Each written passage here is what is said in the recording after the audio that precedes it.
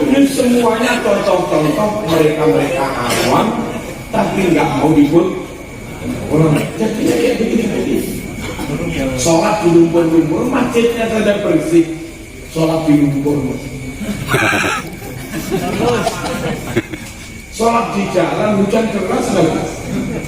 Namanya hujan deras jalan raya. Ono telek anjing.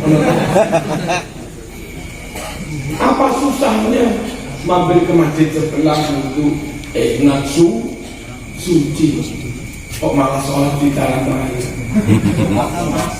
Hujan deras, takbir.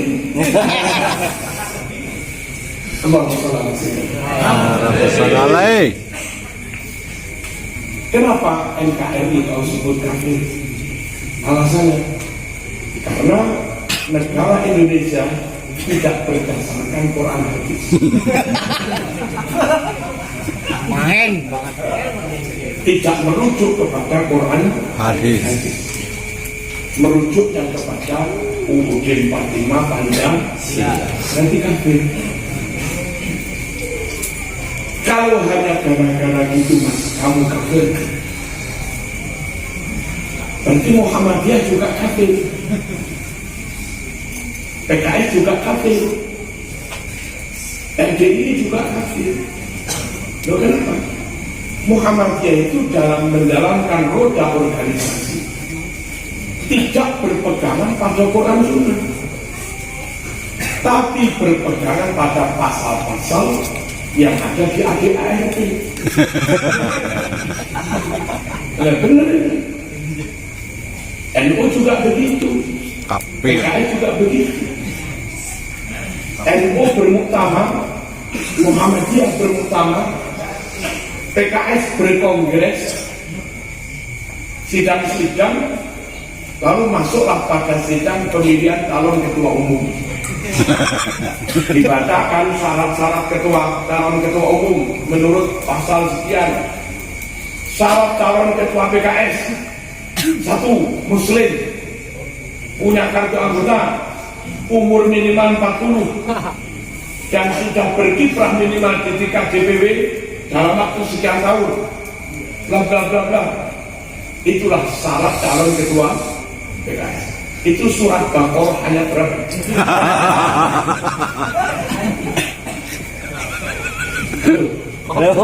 Koplak.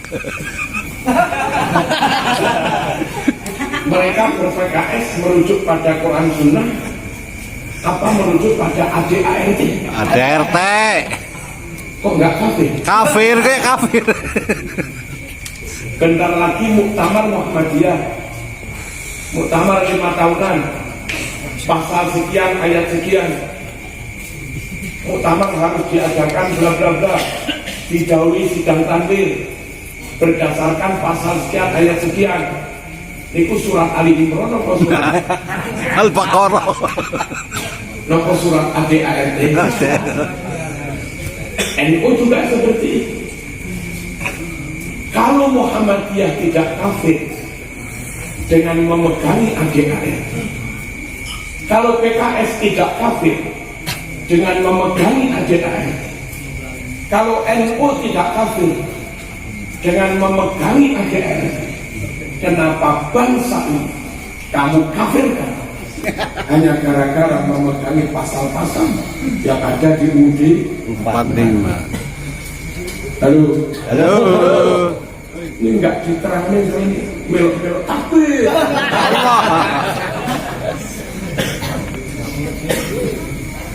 Kecuali lah ada pasal yang nabrak Quran Sunnah, ada pasal yang mengharamkan barang haram, atau mengharamkan barang halal, atau menghalalkan barang haram. Itu nggak boleh, kata Rasulullah SAW.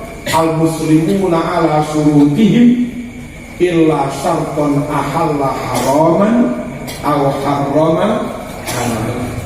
Umat Islam boleh kok membuat kesepakatan pasal sepakat, ayat ini sepakat, boleh, asal tidak dalam rangka menghalalkan barang haram, mengharamkan barang Nah, saya dengan 20 orang ini akan bentuk koperasi. Mas, koperasi sepakat? Oke.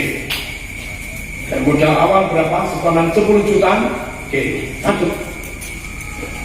Hak dan kewajibannya bagaimana? Catat sepakat itu. Koperasi ini bergerak di bidang apa, Mas? Catat.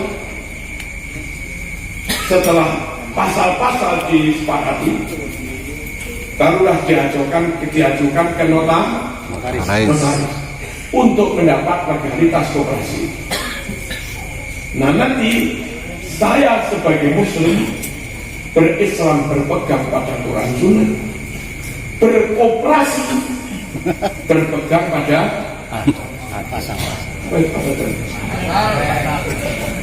pasal-pasal yang disepakati notaris tadi. Halo. Kafir namanya. Ya. Saya Marzuki berislam memegang Quran hadis. Saya Marzuki membangun keluarga, memegangi surat nikah. Mungkin.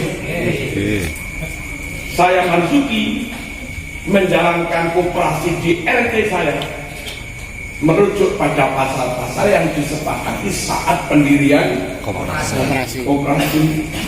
Saya Marzuki ber-NU merujuk pada ADART pasal-pasal yang ada di AD, dan saya Marzuki ber-NKRI merujuk pada pasal-pasal ayat yang ada di UD, tanpa berbenturan dalam beroperasi, dalam ber-NU, dalam berbangsa, bernegara, ber-NKRI, tanpa bertubrukan dengan Quran hadis ketika kami sebagai muslim.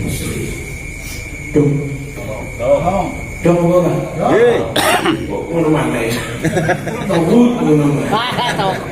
Ini bahaya Pak Polisi kalau nggak dijelasin. Takbir.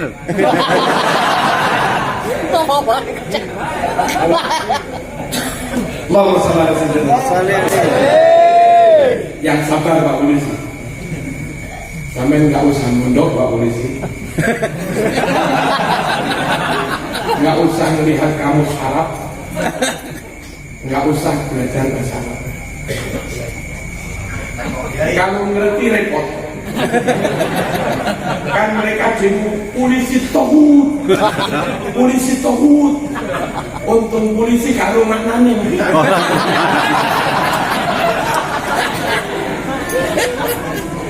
Kalau maknanya Tembak. maknanya setan. Tembak. Setan. Polisi setan. Tapi diucapkan dengan tohut. Sing enak polisi tentara nih gak ngerti maknanya. Amin.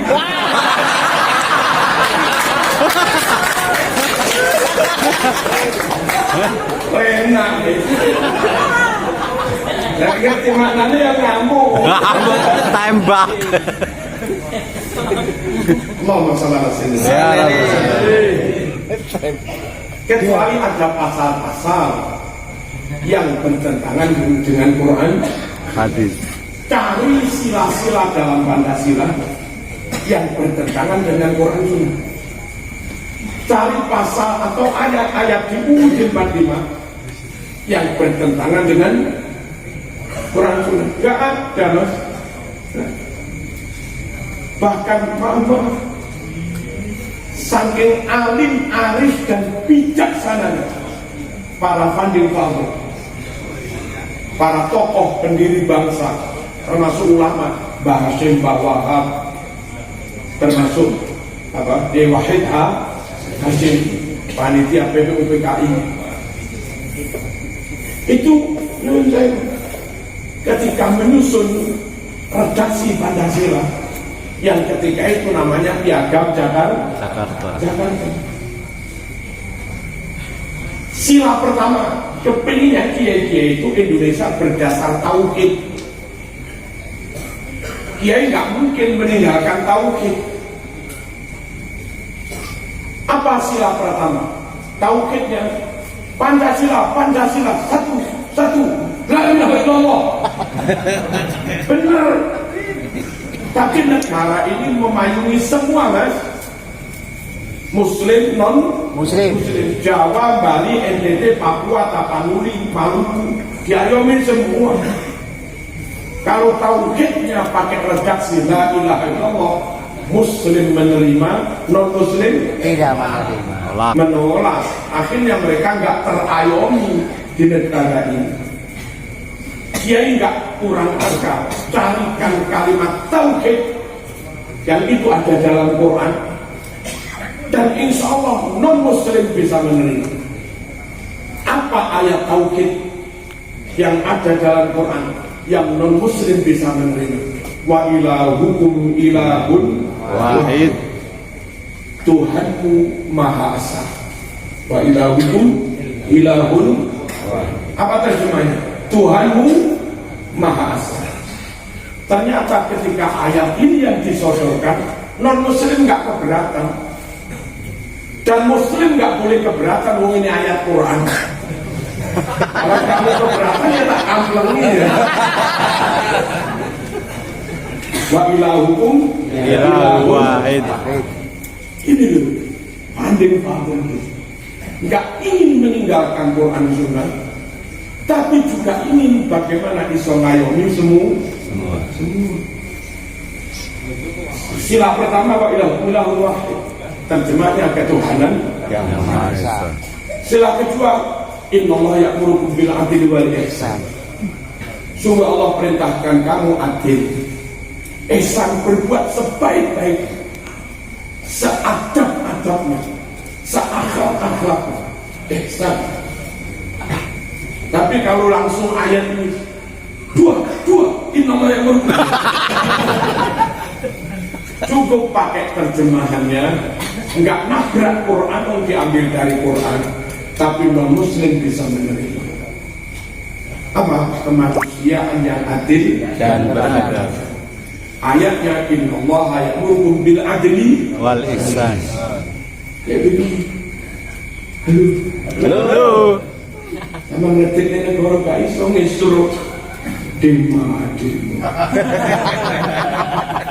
Mulai ini jihad ditunggu 70 bidadari. Pret. Boleh saya bungkus. Allahumma shalli ala sayyidina Muhammad. Ya Rabbi sallallahu. Kita ini punya undang-undang yang mungkin negara lain nggak punya pasal. Justru Indonesia punya pasal yang itu diambil dari hadis Bukhari. Nabi itu bersabda begini, man mata wa taraka diya'an fa ilayya wa alayya.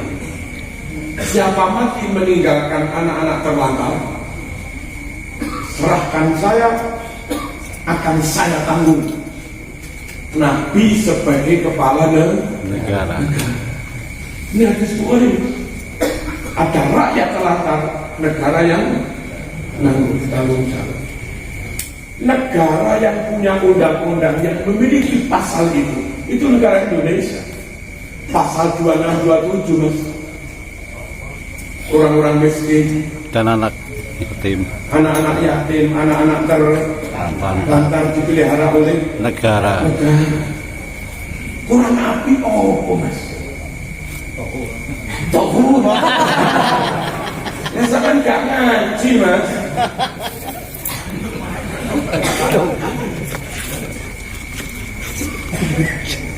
Dalam Sahih Muslim, Nabi bersabda,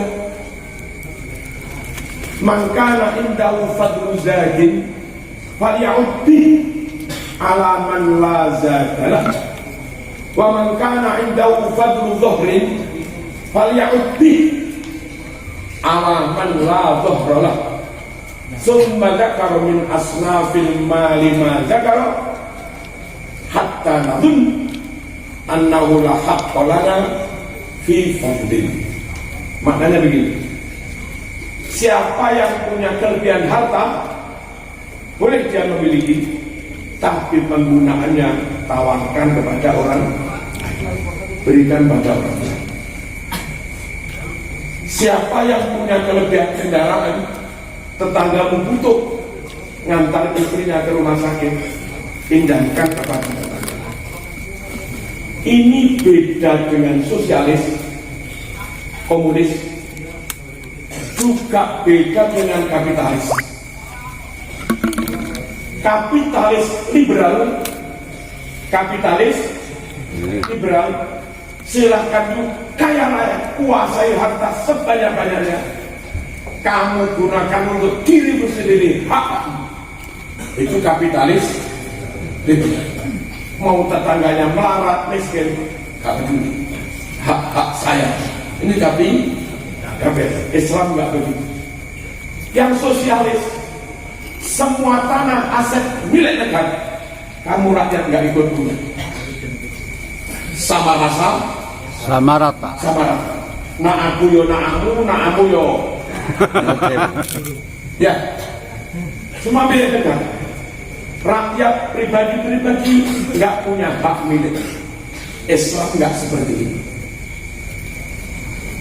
Apa Islam itu? Kita boleh punya hak milik, silahkan bekerja. Hasil kerjanya setelah zakat bla menjadi milikmu. Berarti kita bukan sosialis, mengakui hak milik. Tapi kita bukan kapitalis. Pemanfaatan kekayaan tetap harus ngono yo ngono, nanging yo pakai tepung, pakai rasa